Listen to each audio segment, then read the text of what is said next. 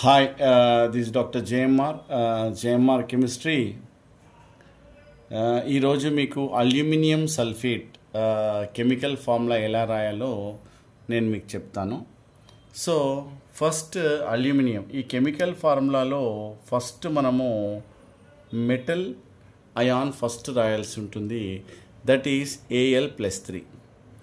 Aluminium ion charge is Al+3.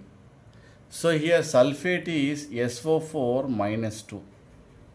So చాలా మందికి doubt వస్తుంటారు, but not like that. So by using criss cross method ప్రకారము ఎలా రాస్తారంటే ఇక్కడ Al2SO4 టేకెన్ థ్రైస్ మనం ఇలా పెట్టవచ్చు. అంటే మీకు డౌట్ రావచ్చు, సార్ ఇక్కడ అల్యూమినియంకి మీరు బ్రాకెట్ పెట్టలేదు, బట్ ఇక్కడ ఉండే సల్ఫేట్కి బ్రాకెట్ పెట్టారు. What is the reason behind that? అంటే ఇక్కడ అల్యూమినియం ఏదైతే ఉందో అది ఒకటే యాటమ్. అల్యూమినియం అనేది ఒకటే యాటమ్. ఇక్కడ సల్ఫేట్ అనేది సల్ఫర్ ఉంది మరియు ఆక్సిజన్ కూడా ఉంది. అంటే ఈ 3 బిలాంగ్స్ టు 2 యాటమ్స్. కాబట్టి మనం ఏం చేయాలి? బ్రాకెట్ పెట్టాలి.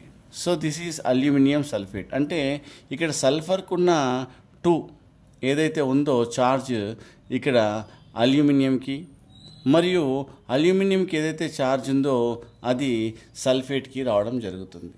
సో దీని తర్వాత మీకు డౌట్ వస్తుంది, ఈ అల్యూమినియం సల్ఫేట్ కాంపౌండ్ ఏదైతే ఉందో దాని తర్వాత మరి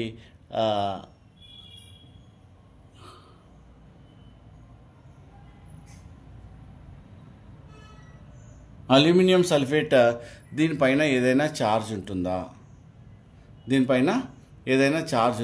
ఉంటుందా అని మీకు డౌట్ వస్తుంది. దీనికి ఉండదు. ఎందుకోసం అంటే ఛార్జ్ బ్యాలెన్సింగ్ అవుతుంది. మరి ఛార్జ్ బ్యాలెన్సింగ్ అంటే ఏంటి, అది ఎలా ఉంటుంది అంటే మీకు చెప్తాను. అల్యూమినియం సల్ఫేట్ ఫార్ములా మనం రాసాం కదా. సో ఈ ఛార్జ్ బ్యాలెన్సింగ్ అంటే Al+3. అంటే మన ఇక్కడ అల్యూమినియంస్ ఎన్ని ఉన్నాయి? 2 అల్యూమినియంస్ ఉన్నాయి. కాబట్టి మనం ఏం రాస్తున్నాము?